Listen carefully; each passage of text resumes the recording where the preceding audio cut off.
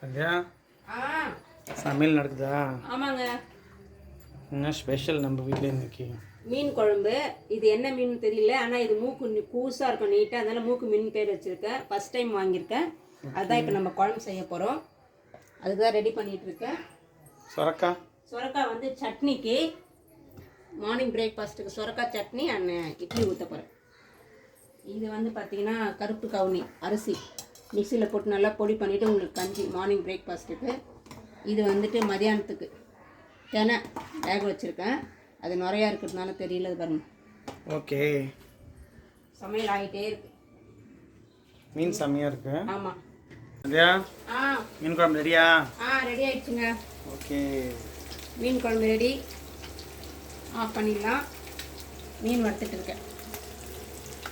கொஞ்சம் குழம்பு வச்சுட்டு கொஞ்சம் வறுத்துட்டு இருக்கேன். பார்த்தீங்கன்னா ஆமாம்,